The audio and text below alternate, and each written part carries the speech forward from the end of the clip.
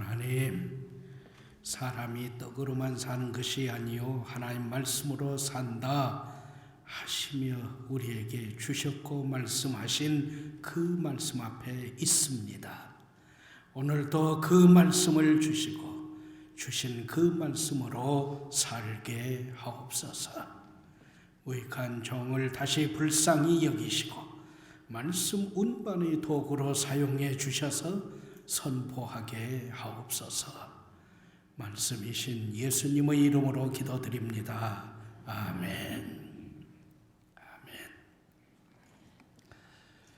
우리가 잘 알고 있는 이야기 내용 가운데 하나, 우리 자녀들한테 한 번씩은 들려주었던 이야기 하나 말씀드리면서 시작하려고 합니다. 두 나무꾼이 벌목하기 위해서 도끼를 들고 산에 올랐습니다. 그리고 벌목을 열심히 한 거죠. 아침부터 점심 먹을 때까지, 또 점심 먹고 저녁 때까지 열심히 나무를 찍어 벌목을 했습니다. 그런데 저녁 때 일을 마쳐놓고 보니까 달라요. 어떻게 달랐냐고요?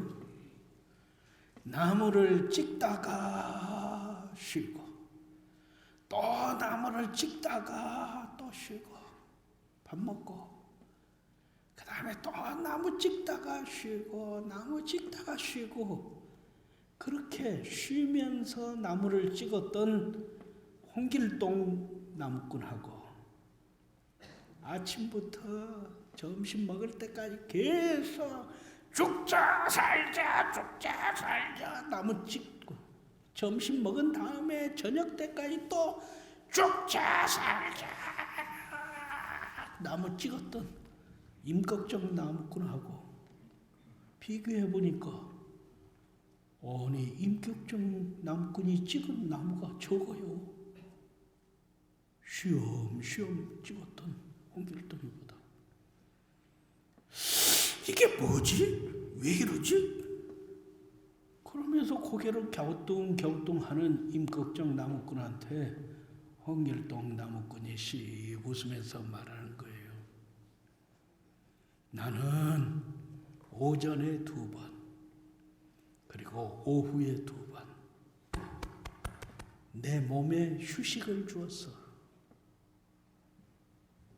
나무 찍는 내 몸에 휴식을 준 거야.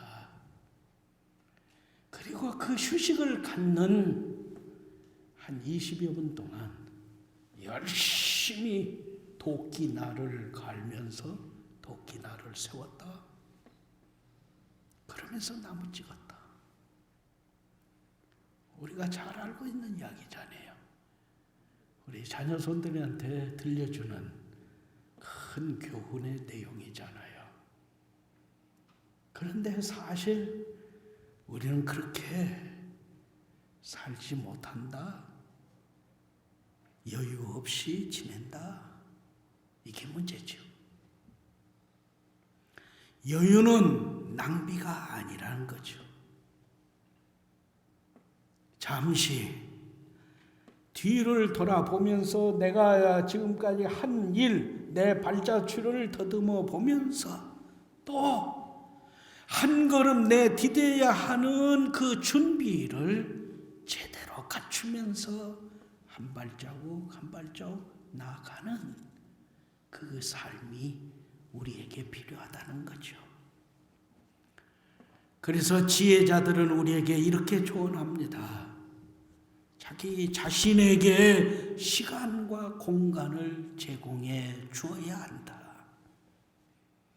자기 홀로의 시간을 갖는 여유를 가져야 한다. 그것이 지혜다. 이 말씀이죠. 오늘 말씀의 핵심이 그러합니다.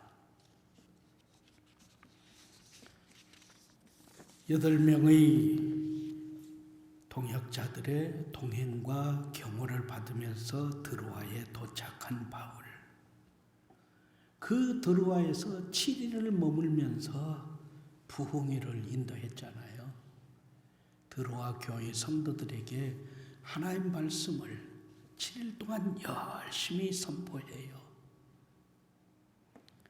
그렇게 지내는 마지막 날 밤 예배에서 3층 떨청 유두고, 청년 유두고가 그만 3층에서 떨어져 죽는 비극적인 사건이 발생합니다.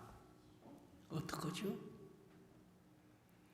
그러자 바울이 설교단에서 내려옵니다.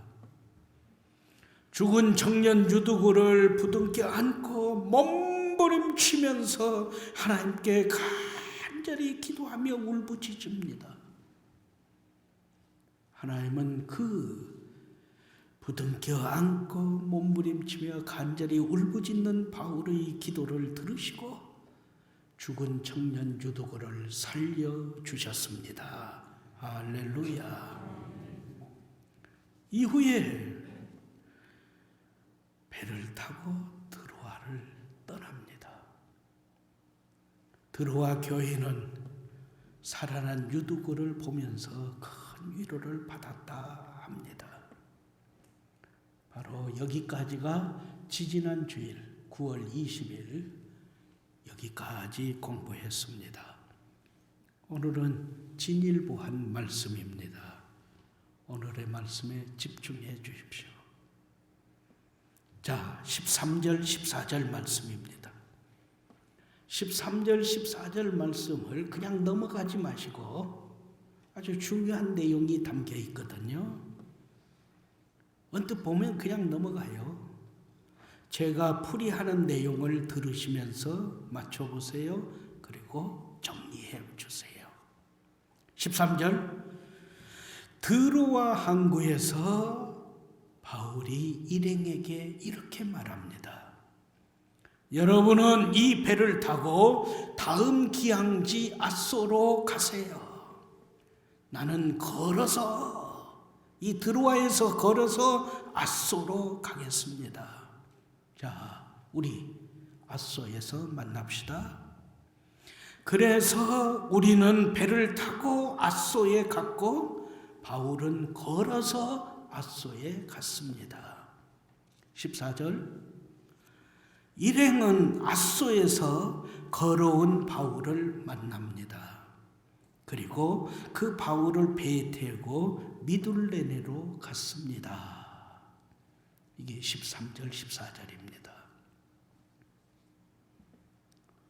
이제 제가 왜 이 말씀을 설명하는지 눈치채신 분은 아시겠어요? 이게 뭐지? 앗소에 배를 타고 간 일행과 걸어서 앗소에 간 바울이 거의 같은 시간에 만납니다.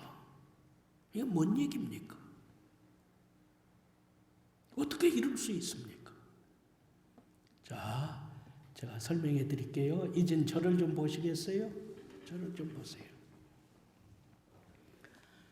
전에 두부공장 하던 우리 교회 바로 이쪽 길 거기에서 자동차를 타고 여기 형제마트로 가려고 합니다.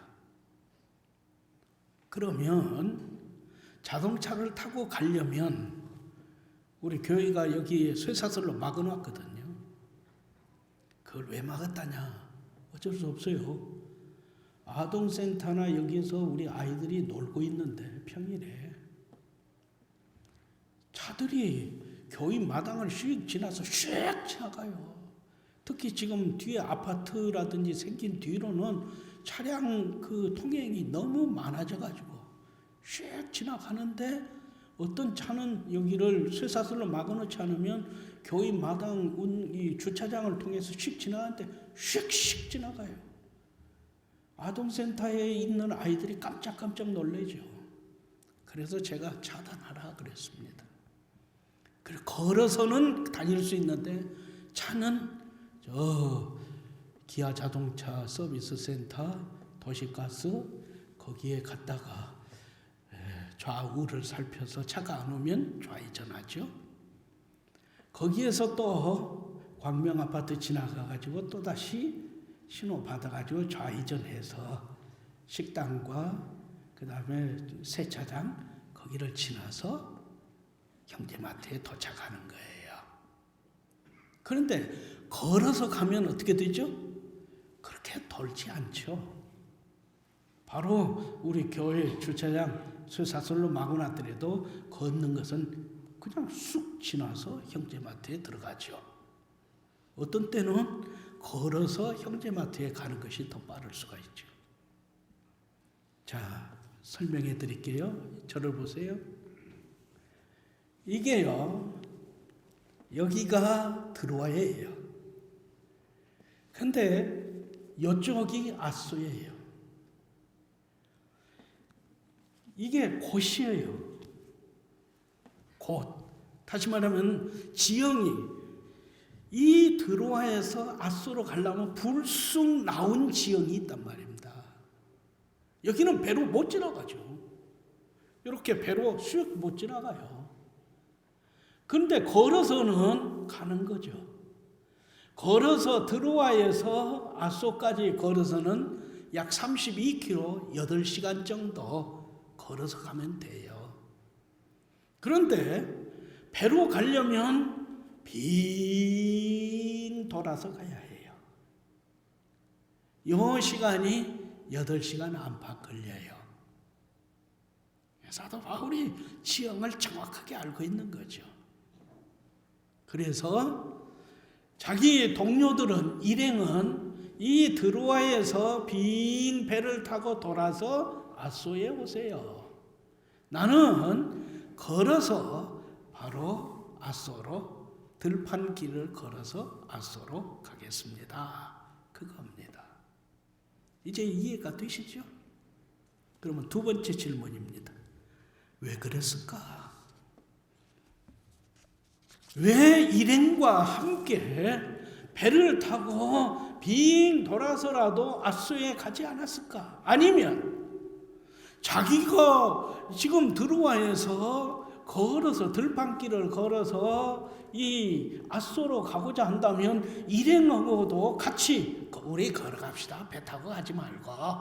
그러고서는 걸어갈 일이지. 왜 일행은 배를 타고 가라고 하고 자기는 걸어서 아소로 갔을까? 여러 가지 신학자들의, 성경학자들의 의견이 있습니다. 하나, 몸이 너무 지치고 쇠약해서 배멀미를 견딜 수 없을 것 같다. 그래서 일행은 배 타고 편안히 가라 하고 자기는 8시간을 걸어서 갔다. 두 번째는 드로아에서 아소로 가는 이 길 주변에 세워진 교회, 그 교회들을 사도 바울이 방문해서 성도들을 격려하기 위해 자기는 걸어가는 길을 선택했다. 세 번째, 자신의 삶을, 자신의 몸을, 예루살렘으로 가는 자신의 몸과 그 삶을 강하게 연단하기 위해서 걷는 그 길로 훈련으로 삼아서 걸어갔다 합니다. 네 번째는 예루살렘을 찾아가면은 엄청난 환란이 자기를 기다리고 있다. 계속 예언되어지는 말씀이거든요. 그래서 그 환란을 앞두고 내가 8시간만이라도 내 하나님 앞에서 혼자만의 시간을 갖고 하나님과 그 은밀한 그 사귐의 시간, 그를 통해서 하나님이 덧입혀 주시는 능력을 힘입는 8시간의 특별한 시간을 가진 것이다. 이렇게 성경학자들이 각자 다르게 해석을 합니다. 저는 그렇습니다. 바로 밤새 설교했잖아요. 죽은 청년을 부둥켜 안고 하나님께 살려주시기를 울부짖으면서 몸부림치면서 기도했잖아요. 청년이 살아난 다음에도 다른 성도들은 보내고 남은 성도들과 밤새 이야기를 한 다음에 배를 타기 위해서 드로아 항구에 갔잖아요. 그 정도면 배멀미 걱정해서 걸어간 것은 아니다. 그러기에 네 번째 홀로 8시간을 걸으면서 자신의 장래를 하나님께 맡기면서 기도하는 시간을 갖고 이후에 자신의 삶을 하나님께 맡기는 기도로 확정했다. 바로 이거예요. 아주 귀하죠?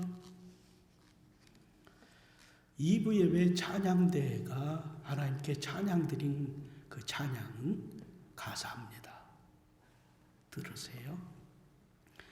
하늘을 볼 겨를도 없이 정신없이 세상을 살다가 마음에 먹먹함이 내 삶을 짓누를 때 그제서야 주님을 찾습니다. 행복을 느낄 겨를도 없이 분주하게 세상을 살다가 인생의 허무함이 내 삶을 짓누를 때 그제서야 주님을 찾습니다. 오늘도 여전히 주님은 그 자리에서 우리를 끊임없이 돌보시는데 부족한 내 영혼은 아직도 갈 길을 모릅니다. 언제나 사랑의 주님은 그 자리에서 끝까지 놓지 않고 붙드시는데 부족한 내 마음은 아직도 돌아볼 줄을 모릅니다. 모든 것을 다 잃은 것 같은 순간에도 모든 아픔이 다 내 것인 것 같다 해도 항상 지키시는 나의 주 세상을 살아갈 힘을 주시네. 내게 믿음을 주소서. 내 연약한 믿음을 돌보소서. 한없는 주님의 사랑 알게 하소서. 영원까지 그의 백성 지키시는 우리 하나님 바라보며 살게 하소서. 하늘 보며 살게 하소서. 아멘. 어찌나 은혜스러운지 곡은 더 아름다워요. 제가 좀 달라고 그랬어요. 말씀은 교훈합니다. 바울 얼마나 지금 힘들게 바쁘게 지냈어요. 에베소에서 3년의 사역을 지내는데 날마다 하나님 말씀을 가르쳤어요. 일주일에 한 번 모인 게 아니에요. 1시간 설교한 게 아니에요. 30분 설교한 게 아니에요. 웨스턴 성경 사본에 의하면 5시간을 설교하면서 말씀을 가르쳤어요. 날마다. 그 다음에는 어떻게 했죠? 바로 3달 동안 유럽 교회를 살피는 거예요. 그래서 지금의 알바니아 유구 연방 지역까지 전도를 떠났어요. 그 3달 동안에 고린도 후서 성경을 썼어요. 로마서 성경을 썼어요. 그리고 드로아 교회에 와서 일주일 동안 쉬는 것이 아니라 말씀 부흥회를 했다니까요. 마지막 날 밤에는 청년이 죽어서 그 청년을 부둥켜 안고 몸부림치면서 기도했다고요. 그런데 이제 예루살렘에 가면 체포될 거예요. 죄수로서 자신의 삶을 어떻게 지내게 될지 알지 못하는 암울함이 준비되어 있다고요. 여기에서 바울은 하나님을 찾는 겁니다. 8시간만이라도 홀로 걸으면서 하나님 앞에서 자신의 삶을 맡기면서 의지하면서 하나님 기도하며 한 걸음 한 걸음 한 걸음 걷는 거예요. 이 훈련이, 이 시간이 그에겐 있었다는 말씀의 교훈이죠. 중요합니다. 바울은 예루살렘으로 다가서는 걸음마다 자신의 사명을 다지면서 그 환난에서도 사도로서의 본을 보이며 복음을 전도했던 하나님의 사람으로서의 온전함을 드러내는 제 무장이 이루어지기를 기도하며 한 걸음 한 걸음 걸으면서 8시간을 걸으면서 앗소로 다가서는 것이죠. 하나님은 어느 때에나 계십니다. 하나님은 어디에서나 우리와 함께 하십니다. 그러나 우리는 아니에요. 그건 하나님께서 그렇게 하시죠.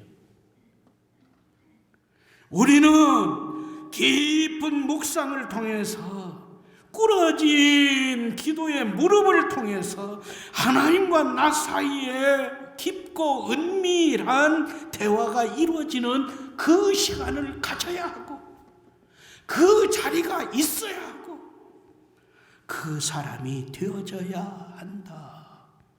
이것이 오늘 13절 14절 말씀 앗소로 향하는 바울의 8시간의 발걸음에 담긴 교훈입니다. 그러므로 하나님께서 지극히 사랑하시는 성산 가족 여러분, 오늘 말씀은 교훈합니다.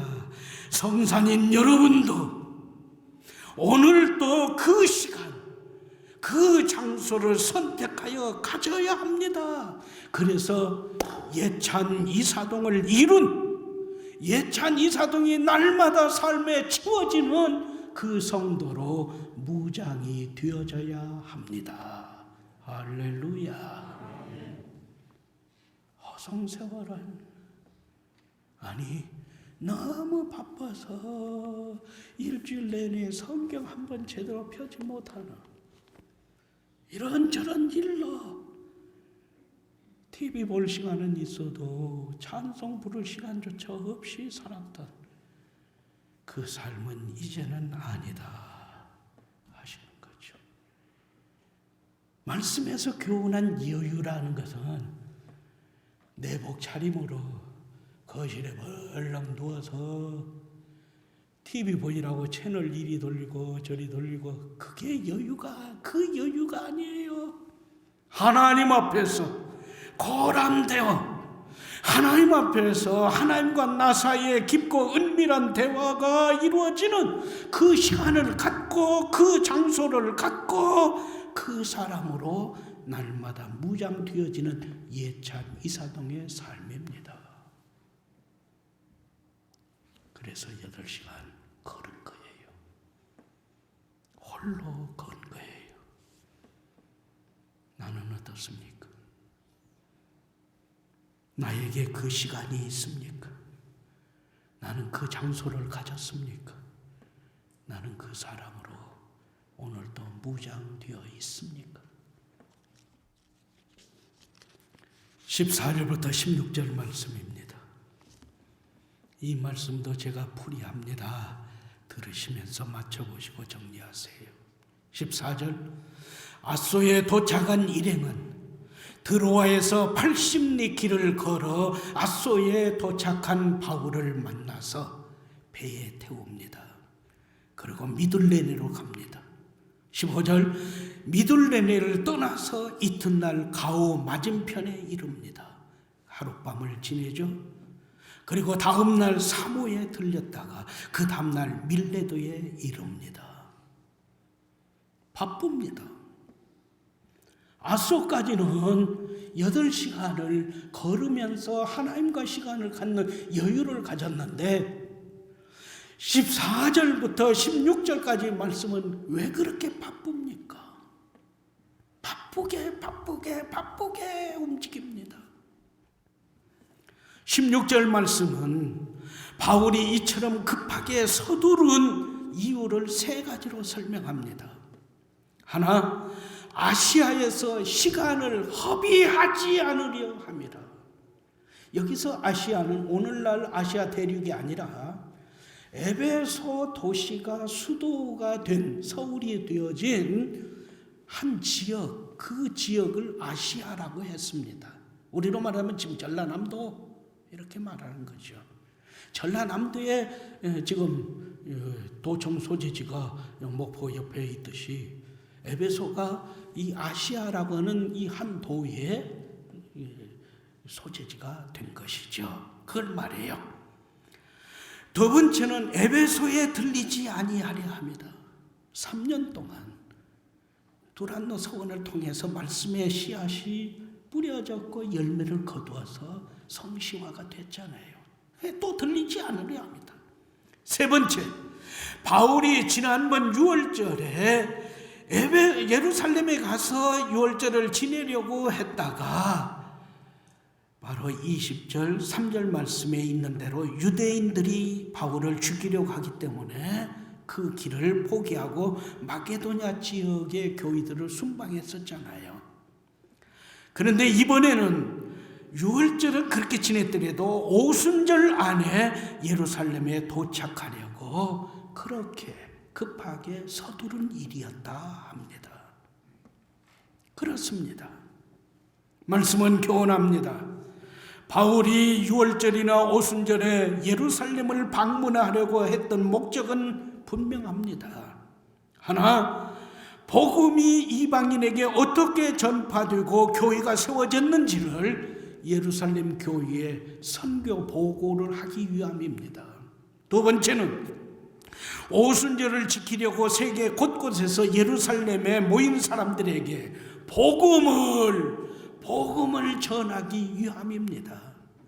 그리고 세 번째는 마게도냐와 아가야 지방의 교회 성도들이 가뭄으로 굶고 고통당하는 예루살렘 교회 성도들을 돕기 위해서 헌금을 모아준 거거든요.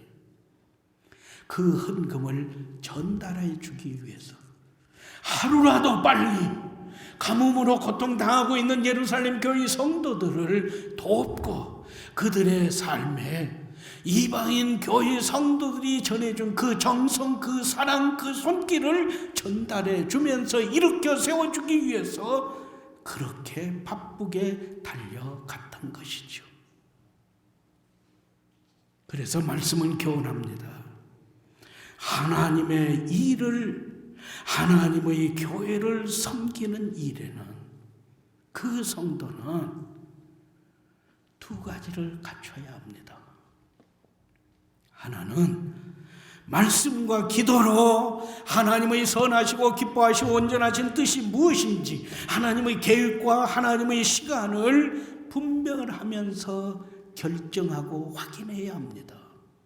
이때는 여유를 가져야 합니다.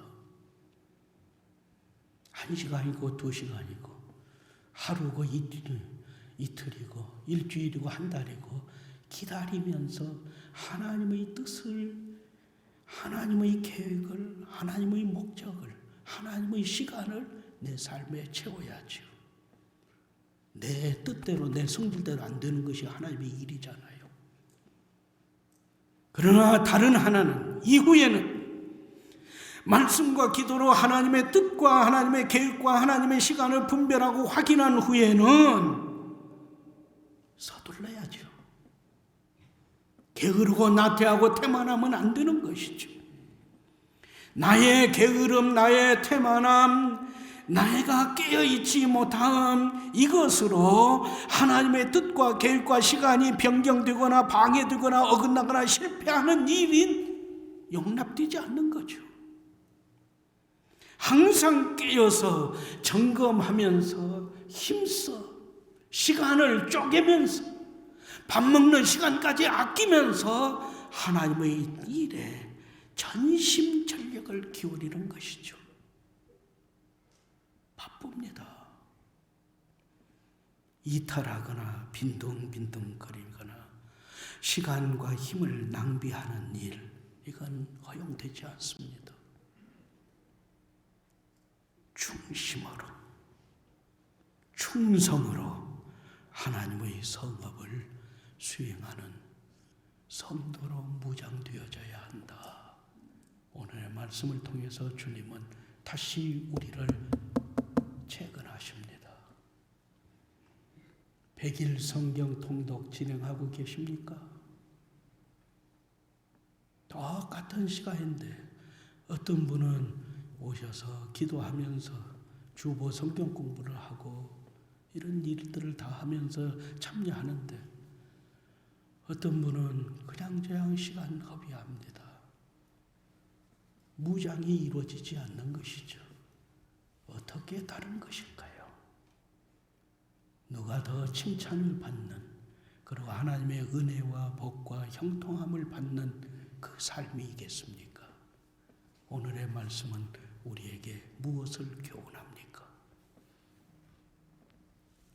이제 마지막 17절 말씀입니다. 배가 밀레도 항구에 도착하자 바울은 50km 정도 거리에 떨어져 있는 에베소 교회에 사람을 보내 에베소 교회 장로들을 초청합니다. 밀레도로 빨리 오시오.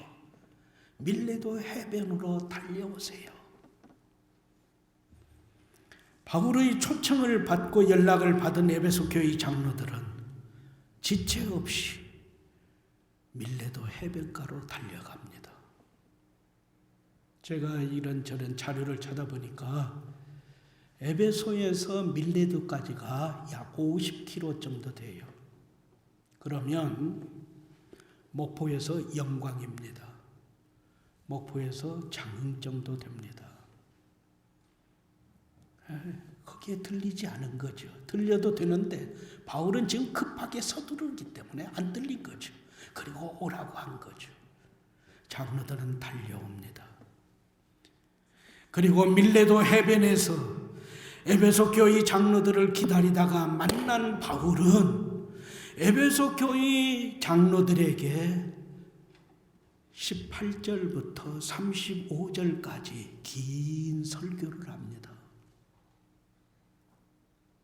그리고 설교를 마친 후에 밀레도 해변 그 벳사장에서 바울과 장로들, 바울을 돕고 있는 그 일행 모두가 그 자리에 무릎을 꿇고 서로 얼싸 안은 채 하나님께 통성으로 기도합니다. 그것이 마지막 절까지입니다.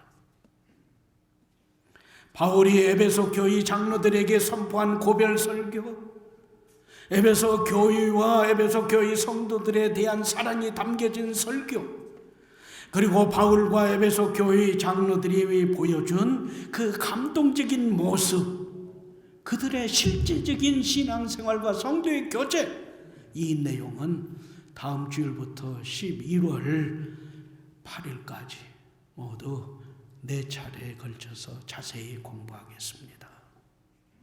아주 우리가 꼭 배워야 할 앞선 교회, 2000년 전에 있었던 에베소 교회의 모습을 우리가 배워야 하기 때문입니다. 말씀을 정리합시다. 말씀은 온갖 잡다한 일로 분주하게 살고 있는 우리 한 사람 우리 각자에게 분명한 교훈을 줍니다. 바울의 완급 조절의 지혜를 배우세요. 사도 바울의 완급 조절의 이 지혜 생활을 배우세요. 여유. 이건 낭비가 아니라 내가 이룬 삶을 돌아보고 또 한 걸음 앞으로 나아가고자 준비하는 갖춤입니다. 그래서 예수님도 따로 한적한 곳에 가서 잠깐 쉬어라 하신 것이죠. 제자들에게 하신 말씀이에요. 그런데 이것은, 이 여유는 이미 말씀드린 대로 널널하게 옷도 다 벗어버리고 오늘 오후 예배도 다 마쳤겠다. 아이고 좋다. 역시 집이 제일이요. 하고서는 내복 차림으로 거실에 벌렁 누워서 아니면 소파에 푹 잠겨가지고 아니면 좀 여유가 있으신 분은 안마 기기에 푹 쌓여가고 아이고 좋다야. 이 여유가 아니에요. 착각하지 마세요. 하나님 앞에 나 홀로의 시간, 하나님과 나의 대면의 시간. 그러면서 자신에게 하나님 앞에 서 있는 성도로서의 시간과 공간을 제공하면서 내 지금까지 살아온 생활은 주님의 은혜였습니다. 지금도 주님 앞에 있기를 원합니다. 내 앞날을 주님께 맡깁니다. 그렇게 장래를 점검하고 확인하는 여유를 말합니다. 이것이 확인되면 그때 찬송을 부르는 거죠. 그때 하나님 기도에 무릎을 꿇고 기도하는 것이죠. 서두르시란 말입니다. 열왕기상 19장 7절 8절 말씀을 쉬운 말로 풀이해서 봉독합니다. 엘리야가 노뎀나무 밑에서 나 죽는 게 나요, 죽는 게 나요 할 때 하나님께서 그 엘리야에게 어떻게 하셨는가, 뭘 말씀하셨고 그를 어떻게 일으켜 세워주셨는가, 그 말씀입니다. 말씀을 경청하세요.